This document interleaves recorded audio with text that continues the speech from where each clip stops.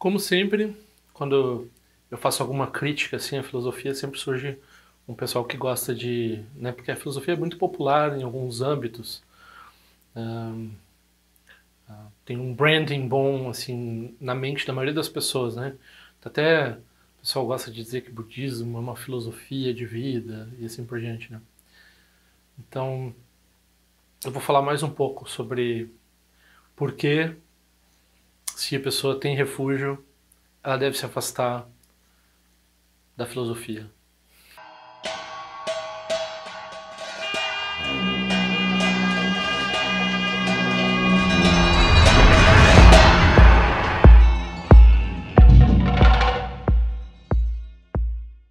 Outro dia eu peguei um Uber, assim, né?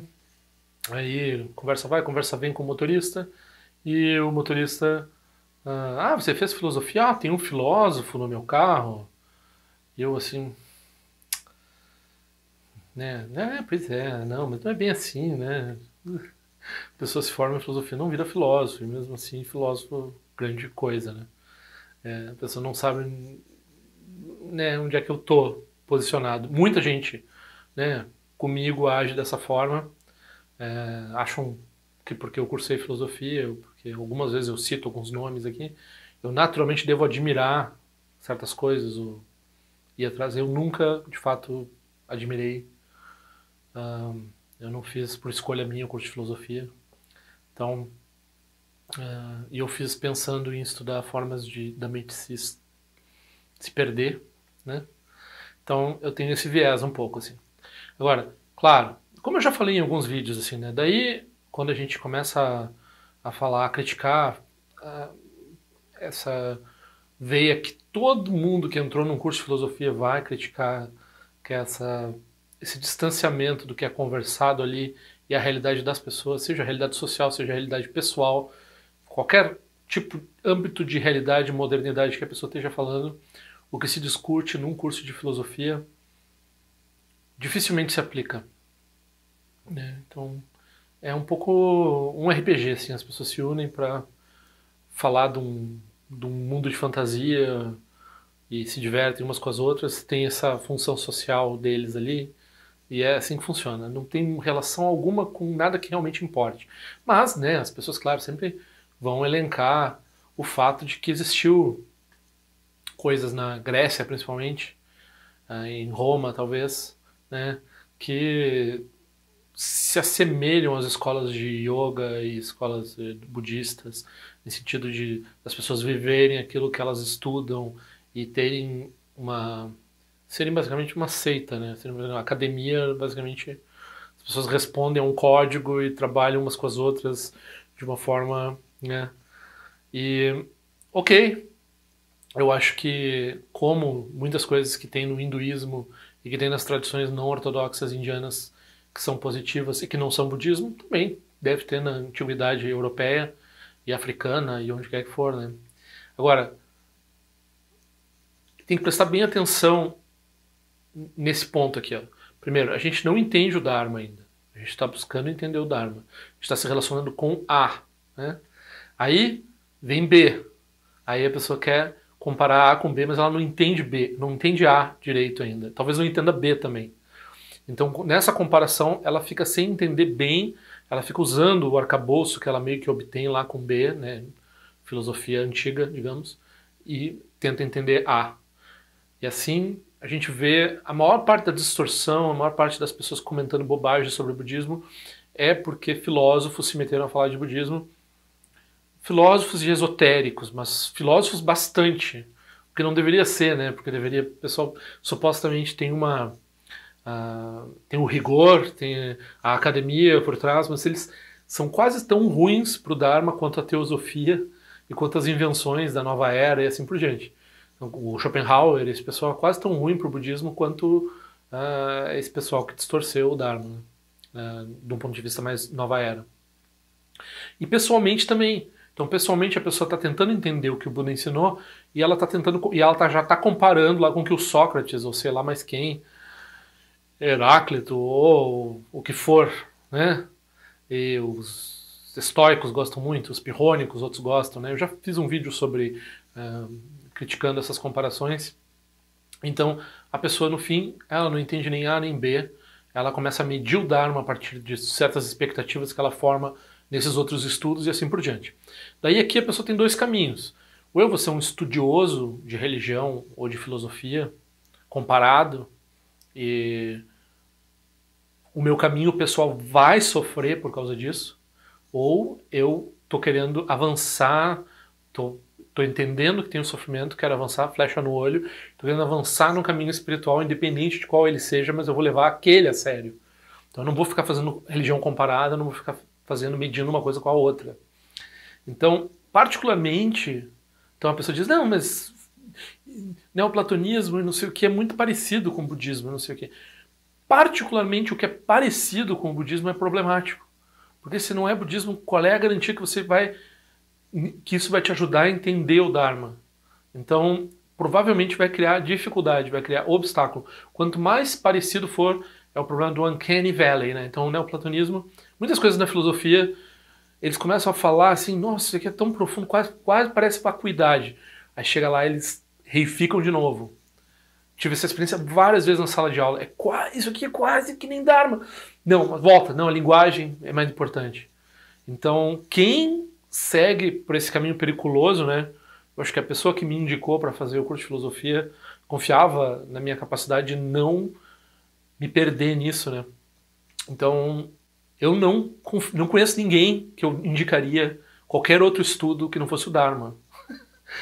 Se a pessoa vem até mim, eu penso assim, a pessoa está interessada no Dharma, não está interessada no neoplatonismo. Então, não vou nem mesmo mencionar, né, de forma geral, que a pessoa deva procurar sobre isso, tentar entender isso. Nós não estamos aqui interessados em história, curiosidade, outras formas de pensamento. Isso tudo faz parte do samsara. Isso tudo faz parte da perda de tempo. Isso não quer dizer que não tenha pessoas que se dediquem a isso, que ganhem a vida com isso e assim por diante. Provavelmente essas pessoas, a gente vai olhar, elas não têm uma prática espiritual, elas não podem ter quando elas estão estudando uma coisa em comparação com a outra, elas não podem naturalmente ter um compromisso com uma das coisas. Então a gente vai ver na academia as pessoas estudam, quando elas fazem estudo comparativo, evidentemente ela não pode ser um budista fazendo estudo comparativo. Aí ela, naturalmente vai ser desconfiado que tem um viés ali, né? Então ela abre mão de ter um caminho pessoal vinculado com compromisso com o refúgio para fazer esse estudo. E daí, esse aí é o escolho da pessoa, né? Então é o karma da pessoa. Ela tem uma relação do Dharma como um objeto do samsara. Então ela estuda o Dharma como um objeto acadêmico, como um objeto mundano, né? Tem gente que faz isso, a academia está cheia disso. Então, não recomendo. Nós estamos aqui, eu anseio ser um praticante, e eu anseio que quem me ouve seja praticante. Eu não estou conversando aqui com pessoas que querem fazer estudo acadêmico, ou com pessoas que querem falar de religião comparada, ou com pessoas que querem comparar A com B, com C com D. Então, mesmo que tenha, vamos falar agora assim, mesmo que seja o Advaita Vedanta e a Madhyamaka, né? Duas tradições que todo mundo concorda, quando eles estão debatendo, eles não conseguem um vencer o outro. É muito profundo. Então, o budismo influenciou o hinduísmo influenciou o budismo várias vezes, chegou lá num ápice, eles já estavam conversando de um jeito que a linguagem já não era suficiente para eles refutarem um ao outro, ficou assim, vamos concordar em discordar. Né? Não teve uma refutação intelectual, nem de um lado nem de outro. Né? Então vamos deixar assim, daí esses dois. Aí tem dois métodos extremamente sofisticados, extremamente profundos, que, eu vou dizer, não tem nada que chegue perto na Grécia, na Europa, na Alemanha, na França, em lugar nenhum desse, não tem nada que chegue perto o Advaita Vedanta ou a Madhyamaka, né? Então, e esses dois estão ali. Agora, a pessoa vai querer, normalmente as pessoas me perguntam, mas faz uma comparação entre, eu não conheço, eu não tenho tempo para estudar Advaita Vedanta, eu sei de fofoca, assim, que as pessoas estão dizendo que é parecido, que tem uma relação que é tão profundo quanto e que é respeitoso, que tem uma relação respeitosa. Dzongsa Rinpoche sempre disse. Então eu não acredito, eu não parei para olhar e estudar os textos. Eu não tenho tempo para estudar o que eu tenho que estudar. Então eu não vou estudar a tradição lá do outro. Daí então é isso que eu estou dizendo. Se as duas coisas são realmente boas e realmente quase assim no mesmo nível de profundidade, aí nós temos o problema que eu já falei várias vezes aqui, que é um carro da GM e um carro da Ford. Então você não vai usar a peça da GM no carro da Ford, não vai usar a peça da Ford no carro da GM. Você está operando com dois carros que são bons, que te levam até onde você quer ir, mas que não combinam, que não conversam, que não tem, não tem. Se você tentar arrumar um com base no outro, não vai funcionar. Então se você começa a misturar as peças de um no outro, também não vai funcionar. Vai prejudicar os dois, né? Então, refúgio significa um pouco isso. Significa entender o que é o Dharma e não misturar ele com impurezas. Quando a pessoa de cara ela já começa dizendo assim, então eu vi uma pessoa fez um comentário, eu até apaguei o comentário. Não, mas você está falando de filosofia, mas na filosofia antiga tinha... Bom, o que me interessa da filosofia antiga, né? Porque se não tem as linhagens para praticar, como no budismo, não tem ninguém aí, não tem nenhum estoico aí que está fazendo prática de estoicismo que eu saiba, né? Tem um estoico, talvez algum ou dois se declare estoico. Eu não estou vendo eles fazerem o que os estoicos faziam, né? Não sei como é que... Bom, budista tem um monte. Budista está vivo, se manteve, tem várias formas, tem as formas originais do Buda, tem as várias formas que se formaram ao longo da história, que estão lá também, que o Buda teria ensinado mais restritamente, está tudo vivo. Agora, essa filosofia antiga é uma coisa que se fala se fala com nostalgia ou com uma vontade, assim, ou se discute na academia para depois transformar na mesma coisa árida de produzir paper e de, sei lá o que eles fazem na academia que não faz sentido nenhum. Não tem nada a ver com a vida pessoal, né? Então, né, eu estava no curso de filosofia, não sei quantos cometeram suicídio fazendo mestrado, doutorado, não ajuda as pessoas. Normalmente a pessoa que procura filosofia ela já tem um distúrbio de Lung, e o distúrbio de Lung, né, um distúrbio de eventos internos, de energias, ou seja, a doença mental aumenta, né? Então a gente vê, né, tem uma pessoa falando comigo também, fã do Nietzsche, né? Eu me lembro que quando eu era fã do Nietzsche, era adolescente, eu lembro que eu me apaixonei por uma guriazinha hippie, e a guriazinha hippie disse assim, mas o cara morreu louco! E eu assim... Talvez não, né? Também não é popular com a menina ali, não tem porquê. Não tem porquê eu me envolver com isso. Daí eu abandonei muito cedo. E muita gente vem falar comigo para me mostrar coisas que eu já tô cansado de ouvir falar e de discutir há anos, né? O P.R. Hadot, que alguém mencionou ali. Primeiro semestre de filosofia, o professor adora, porque é uma coisa que tem uma...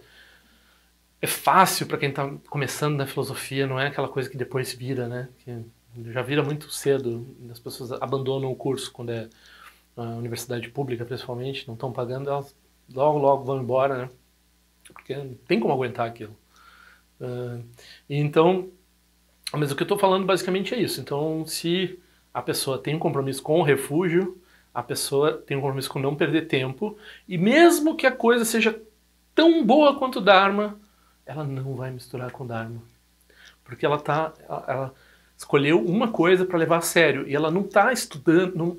Essa atitude diletante, essa atitude acadêmica, essa atitude curiosidade intelectual, isso daí tem o seu escopo lá neles lá, né?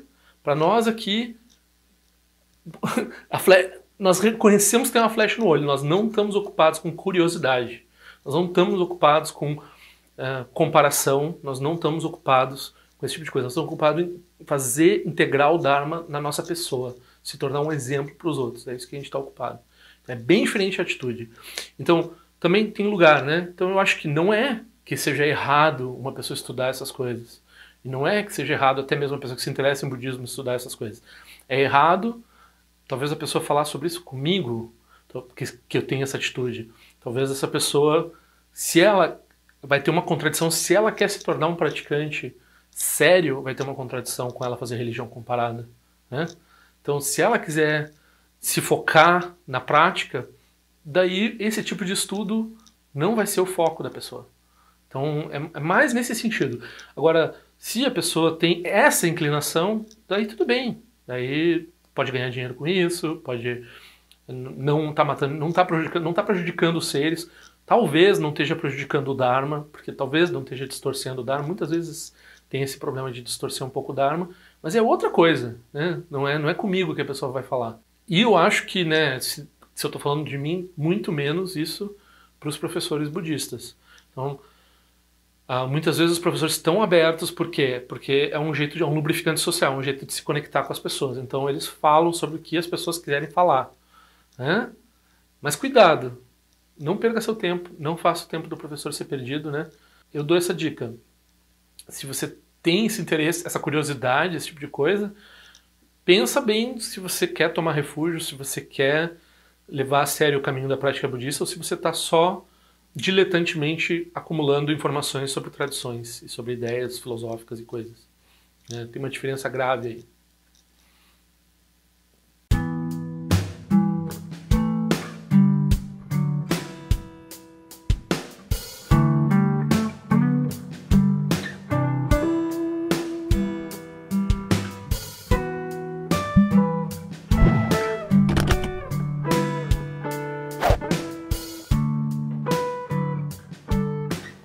Ei, não esquece de se inscrever no meu canal, é importante para mim.